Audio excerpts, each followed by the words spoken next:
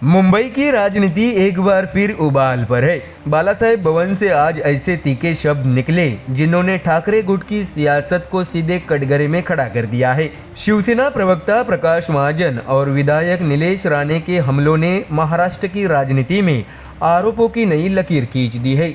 निशाने पर है उद्धव ठाकरे गुट के सांसद संजय राउत और बीएमसी की पूर्व मेयर किशोरी पेडनेकर। बता दें कि 2019 के विधानसभा चुनाव से लेकर बीएमसी कोविड घोटाले, टिकट वितरण, दलाली, खोखे और सत्ता के सौदों तक आज हर मुद्दे पर सीधा वार किया गया है। सवाल उठाए गए हैं कि जब शिवसेना बीजेपी को जनादेश मिला था तब सत्ता बदलने के पीछे की असली कीमत क्या थी, कौन सौदेबाज था और किसने जनता के फैसले से समझौता किया। दर्शकों, सिर्फ इतना ही नहीं, मुंबई के विकास, मराठी अस्मिता, महायुति सरकार की मजबूती और परली में कथित गठबंधन को लेकर भी बड़े दावे किए गए। साथ ही उद्धव और राज ठाकरे पर भी तीखे राजनीतिक तीर छोड़े गए। तो क्या ये सिर्फ चुनावी बयानबाजी है या आने वाले दिनों में बड़े खुलासे का ट्रेलर? क्या आरोपों की इस जंग में कोई नया मोड़ आने वाला है? इन्हीं सवालों के साथ शुरू करते हैं आज की हमारी ये खास रिपोर्ट। दर्शकों, आपको जानकारी दें कि मुंबई की राजनीति में आज शब्दों की नहीं, आरोपों की बौछार है। बालासाहेब भवन से उठी आवाज ने ठाकरे गुट की सियासत को सीधा कटघरे में खड़ा कर दिया है। शिवसेना प्रवक्ता प्रकाश महाजन ने उद्धव ठाकरे गुट के सांसद संजय राउत पर ऐसा हमला बोला जिसने महाराष्ट्र की राजनीति का तापमान अचानक बढ़ा दिया है। बता दें कि प्रेस कॉन्फ्रेंस में प्रकाश महाजन का पहला सवाल सीधा और तीखा था।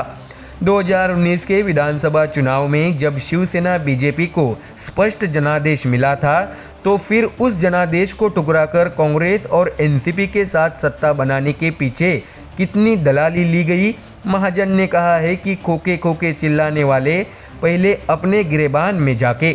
उनका दावा था कि सत्ता के लिए विचार नहीं, सौदे हुए और इन सौदों का जवाब संजय राउत को देना चाहिए। ऐसे में दर्शकों, महाजन यही नहीं रुके, उन्होंने 2017 के मुंबई महापालिका चुनाव का जिक्र छेड़ते हुए मनसे के नगर सेवकों को तोड़ने का मुद्दा उछाल दिया। सवाल उठाया गया कि 7 में से 6 नगर सेवकों को कितने पैसे में तोड़ा गया और वह पैसा किस गुजराती ठेकेदार से आया था।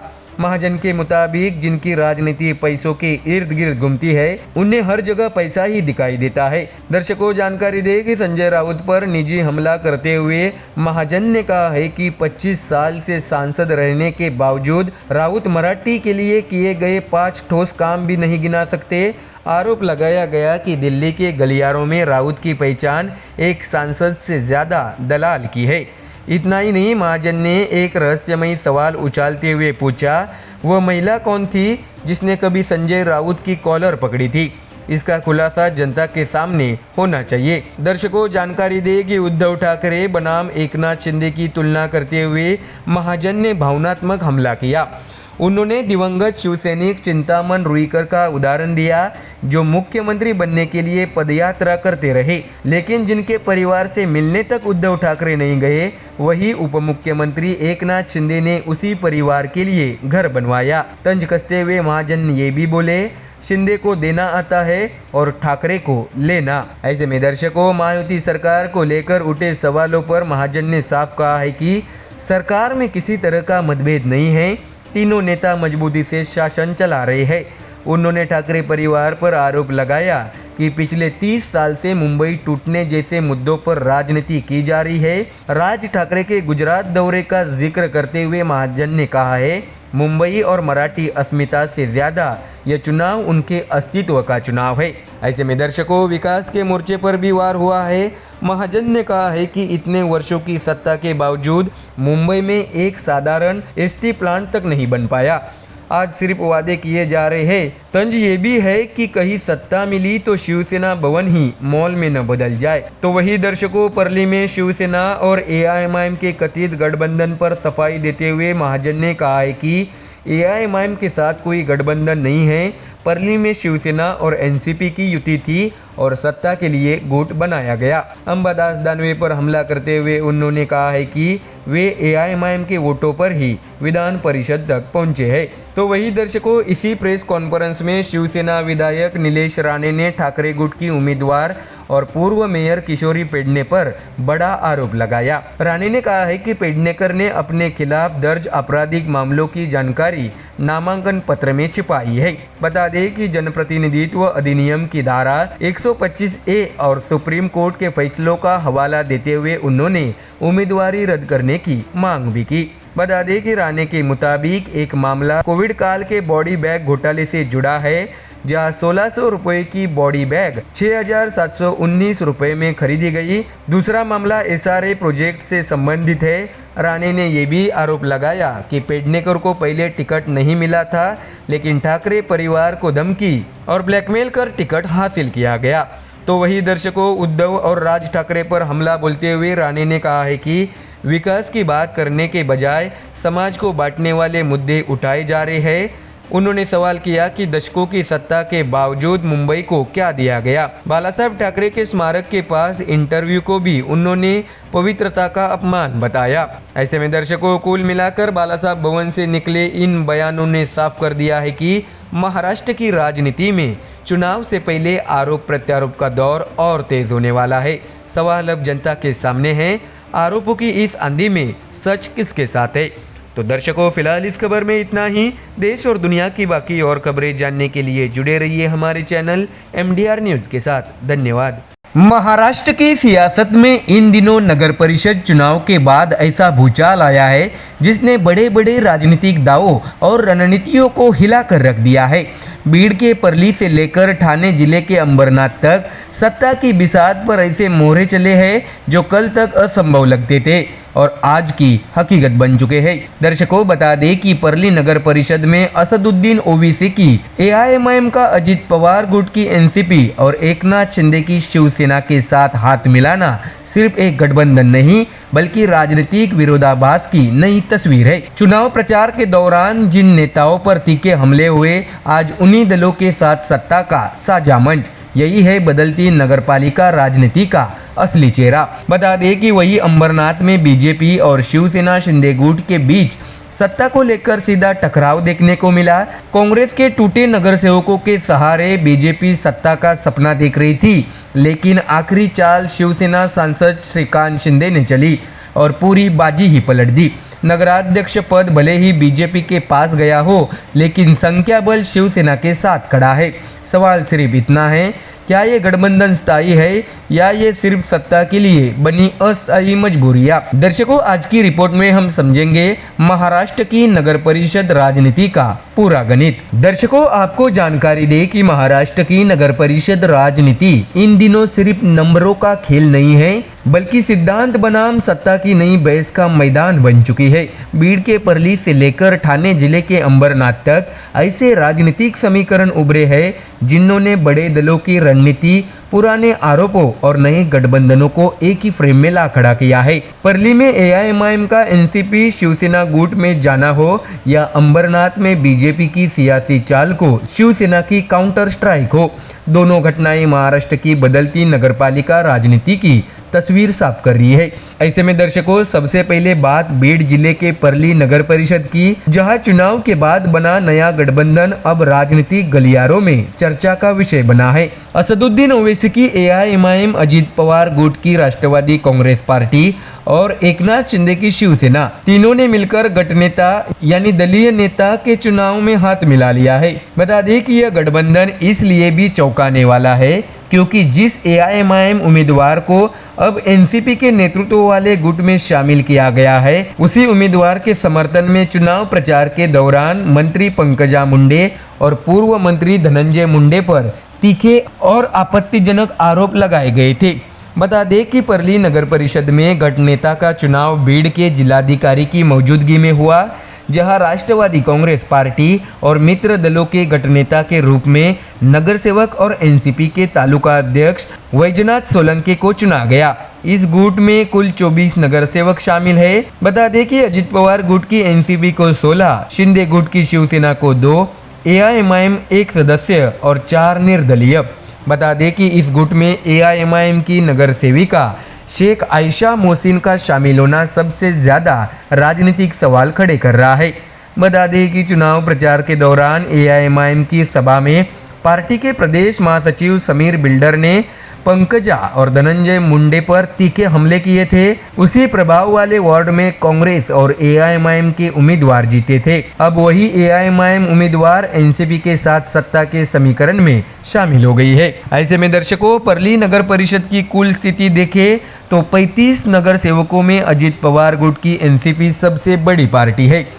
नगराध्यक्ष पद भी राष्ट्रवादी कांग्रेस के पास है। ऐसे में सत्ता संतुलन एनसीपी के इर्द गिर्द घूमता दिखाई दे रहा है, लेकिन एआईएमआईएम की एंट्री ने इस गठबंधन को वैचारिक रूप से असहज बना दिया है। ऐसे में दर्शकों, अब रुख करते हैं ठाणे जिले के अंबरनाथ नगर परिषद की ओर, जहां राजनीति ने पिछले 48 घंटों में कई पलटे खाए हैं। यह बीजेपी और शिवसेना शिंदे गुट के बीच सीधी सियासी जंग देखने को मिली। पहले बीजेपी ने कांग्रेस के साथ मिलकर शिवसेना को सत्ता से दूर रखने की रणनीति बनाई। बाद में कांग्रेस के 10 नगर सेवकों को अपने पाले में कर बीजेपी ने अजित पवार की एनसीपी के साथ सत्ता गठन का दावा भी कर दिया, लेकिन यही से कहानी ने नया मोड़ लिया। बता दें कि शिवसेना सांसद श्रीकांत शिंदे ने इस पूरी रणनीति को भांपते हुए अजित पवार की राष्ट्रवादी कांग्रेस को अपने साथ कर लिया।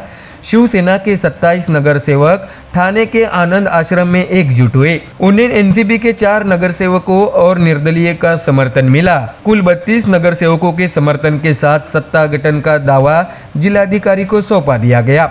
ऐसे में दर्शकों, अंबरनाथ में बीजेपी के लिए यह बड़ा झटका माना जा रहा है, क्योंकि पार्टी कांग्रेस के टूटे हुए नगर सेवकों के सहारे सत्ता बनाने का सपना देख रही थी।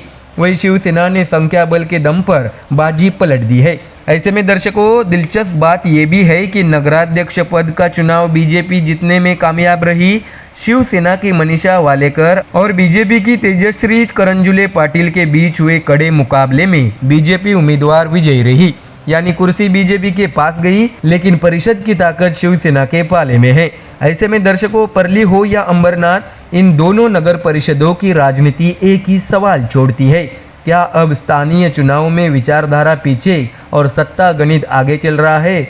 एआईएमआईएम से लेकर कांग्रेस तक और बीजेपी से लेकर शिवसेना तक हर दल नए समीकरणों में खुद को फिट करने में जुटा है। आने वाले दिनों में ये गठबंधन कितने टिकाऊ साबित होंगे, यही महाराष्ट्र की नगरपालिका राजनीति की अगली कहानी तय करेगा। तो दर्शकों, फिलहाल इस खबर में इतना ही। देश और दुनिया की बाकी और खबरें जानने के लिए जुड़े रहिए हमारे चैनल MDR न्यूज के साथ। धन्यवाद। दिल्ली की राजनीति में आज एक ऐसा खुलासा हुआ है जिसने सत्ता और साजिश के बीच की लकीर को और गहरा कर दिया है। जिस वीडियो को लेकर पिछले कई दिनों से देश भर में हंगामा मचाया जा रहा था, जिस पर सिख गुरुओं के अपमान जैसे गंभीर आरोप लगाए गए थे, आज वही वीडियो फर्जी और एडिटेड साबित हो गया है। बता दें कि पंजाब पुलिस की फॉरेंसिक जांच रिपोर्ट ने साफ कर दिया है कि दिल्ली विधानसभा की नेता प्रतिपक्ष आतिशी के नाम पर जो वीडियो चलाया गया, उसमें गुरु शब्द का कोई इस्तेमाल नहीं हुआ है। यानी जिस मुद्दे पर भाजपा ने सियासी आग लगाई, उसकी नींव ही झूठ पर टिकी थी।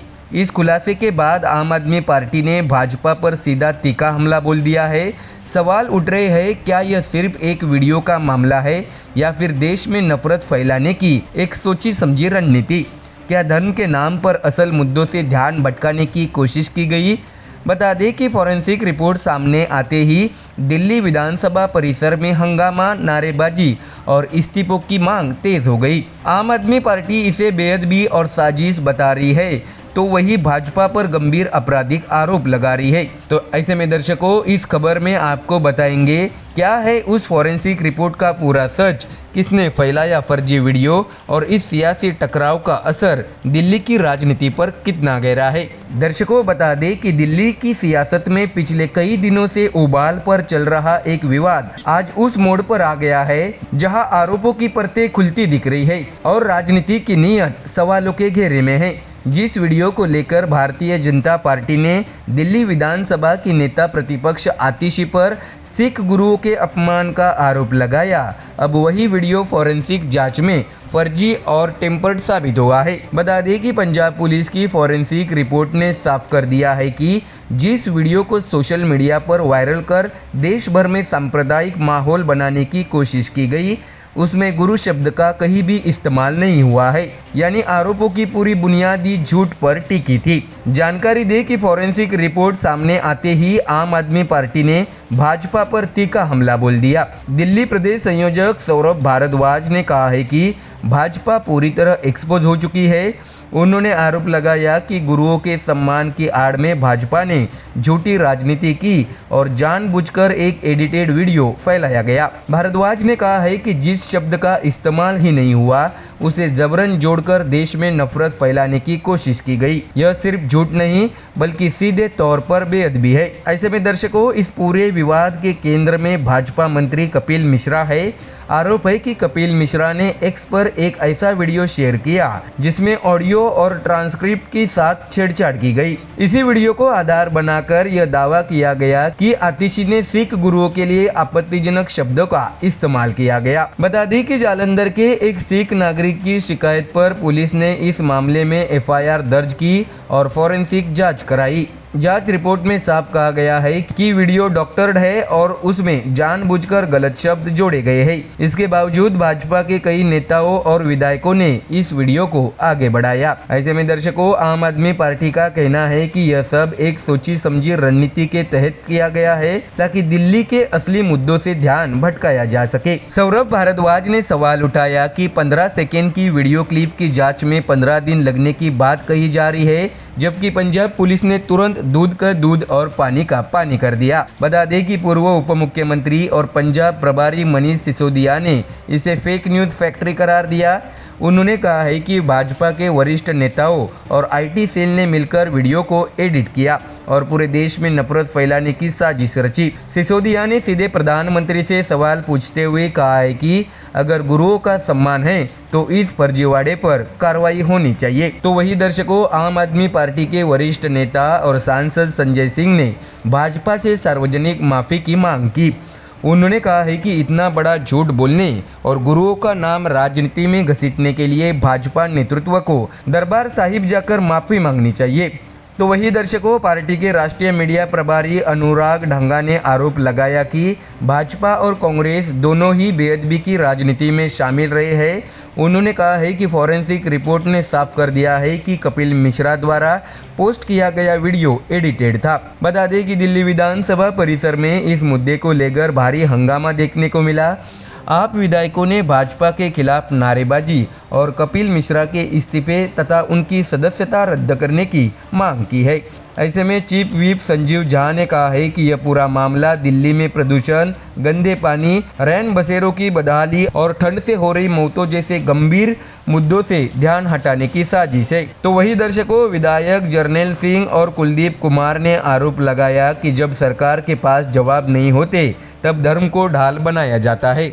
उन्होंने कहा है कि वीडियो में आतिशी कुछ और बोल रही थी लेकिन ट्रांसक्रिप्ट में कुछ और दिखाया गया। यही भाजपा की राजनीति का असली चेहरा है। तो वही दर्शकों, उपनेता प्रतिपक्ष मुकेश अहलावत ने दो टूक कहा है कि मंत्री पद पर रहते हुए इस तरह का फर्जीवाड़ा करना अस्वीकार्य है और कपिल मिश्रा को तुरंत इस्तीफा देना चाहिए। ऐसे में दर्शकों, अब बड़ा सवाल यही है, क्या इस फॉरेंसिक रिपोर्ट के बाद भाजपा अपने नेताओं पर कार्रवाई करेगी या फिर यह मामला भी राजनीतिक शोर में दबा दिया जाएगा। एक बात तो तय है, इस रिपोर्ट ने न सिर्फ एक वीडियो की सच्चाई उजागर की है बल्कि यह भी दिखाया है कि सियासत में झूठ कितनी दूर तक ले जाया जा सकता है और जब सच सामने आता है तो सवाल सिर्फ एक वीडियो का नहीं रहता बल्कि लोकतंत्र और सामाजिक सौहार्द की बुनियाद पर खड़े मूल्यों का हो जाता है। तो दर्शकों, फिलहाल इस खबर में इतना ही। देश और दुनिया की बाकी और खबरें जानने के लिए जुड़े रहिए हमारे चैनल MDR न्यूज़ के साथ। धन्यवाद। देश की सियासत में एक बार फिर पहचान, पहनावे और सत्ता के सपनों को लेकर जबरदस्त टकराव शुरू हो गया है।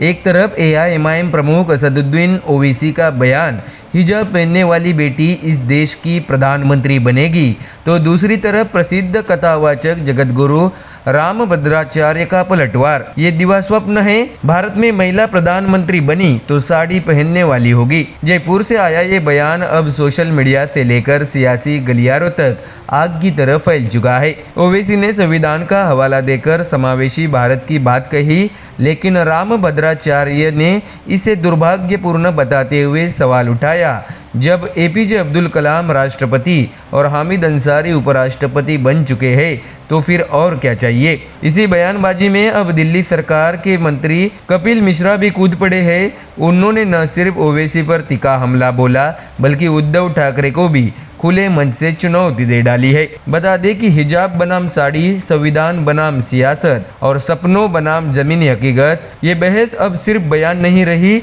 बल्कि राजनीतिक ध्रुवीकरण की नई लकीर खींच रही है। सवाल बड़ा है, क्या ये विचारों की लड़ाई है या आने वाले चुनाव से पहले माहौल बनाने की रणनीति। दर्शकों, आज की इस खास रिपोर्ट में देखिए बयानबाजी के पीछे की पूरी राजनीति। जानकारी दे कि देश की सियासत में एक बार फिर हिजाब, संविधान और सत्ता के सपनों को लेकर घमासान छिड़ गया है। एक तरफ एआईएमआईएम प्रमुख असदुद्दीन ओवैसी का बयान, हिजाब पहनने वाली बेटी बनेगी देश की प्रधानमंत्री, तो दूसरी तरफ प्रसिद्ध कथावाचक जगतगुरु रामभद्राचार्य की तीखी प्रतिक्रिया, ये दिवा स्वप्न है, भारत में महिला प्रधानमंत्री बनी तो साड़ी पहनने वाली होगी। इसी बयानबाजी में दिल्ली सरकार के मंत्री कपिल मिश्रा भी कूद पड़े हैं और ओवैसी से लेकर उद्धव ठाकरे तक जमकर हमला बोला है। क्या ये सिर्फ बयान है या 2026 की सियासी बिसात पर बड़ी चाल। दर्शकों, जानकारी दे कि जयपुर में पत्रकारों के सवालों का जवाब देते हुए जगतगुरु रामभद्राचार्य ने ऐसा बयान दे दिया जिसने सियासी गलियारों में हलचल मचा दी है।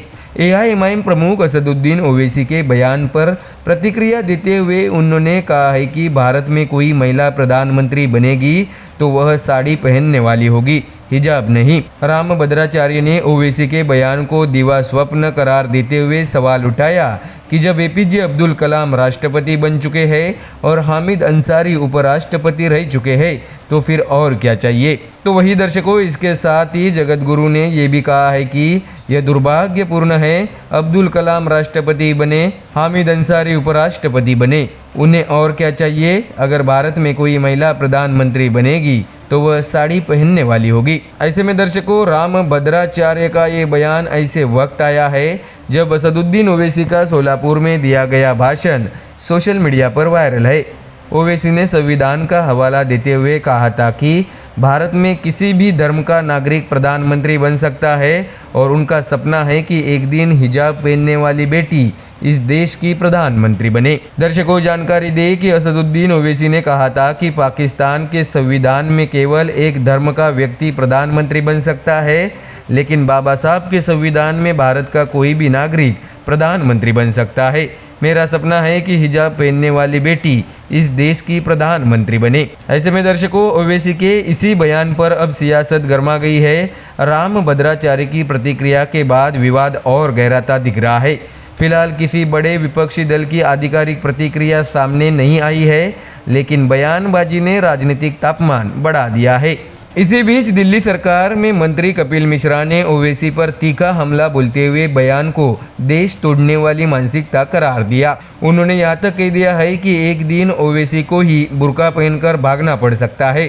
कपिल मिश्रा ने इसे हिजाब की राजनीति बताते हुए बीजेपी के स्टैंड को दोहराया। बता दें कि कपिल मिश्रा ने यह भी कहा है कि एक दिन ऐसा आएगा कि ओवैसी को ही बुर्का पहनकर भागना पड़ेगा। ये लोग देश को बांटने की राजनीति कर रहे हैं। ऐसे में दर्शकों, कपिल मिश्रा यही नहीं रुके, उन्होंने महाराष्ट्र की राजनीति को भी अपने निशाने पर लिया और शिवसेना प्रमुख उद्धव ठाकरे को खुली चुनौती दे डाली। मिश्रा ने कहा है कि अगर उद्धव ठाकरे में हिम्मत है तो वे सभा में जय श्री राम बोलकर दिखाए। उन्होंने आरोप लगाया कि उद्धव ठाकरे हरे झंडों के बीच खड़े होकर भाषण देते हैं और भगवा को भूल चुके हैं। ऐसे में दर्शकों, कपिल मिश्रा ने मुंबई की राजनीति का जिक्र करते हुए कहा है कि बीजेपी और महायुति का माहौल पूरे शहर में दिख रहा है। कोविड काल के भ्रष्टाचार को लोग भूले नहीं हैं और भ्रष्टाचार करने वालों को जनता पहचान चुकी है। मिश्रा के मुताबिक छत्रपति शिवाजी महाराज और हिंदुत्व की विचारधारा को भुलाने की कोशिशें अब नाकाम हो रही है। दर्शकों, जानकारी दे कि ऐसे में हिजाब को लेकर देश में पहले भी कई बार बहस छिड़ चुकी है, कभी शिक्षा संस्थानों में, कभी राजनीतिक मंच पर। ओवैसी का बयान जहां संविधान और समान अवसर की बात करता है, वही राम भद्राचार्य और कपिल मिश्रा की प्रतिक्रियाएं इसे सांस्कृतिक और वैचारिक टकराव के तौर पर पेश कर रही है। ऐसे में सवाल यही है, क्या ये बयान सिर्फ विचारों की टकरावट है या आने वाले चुनाव से पहले ध्रुवीकरण की तैयारी? हिजाब, साड़ी और संविधान के बीच छिड़ी ये बहस आने वाले दिनों में और तेज हो सकती है।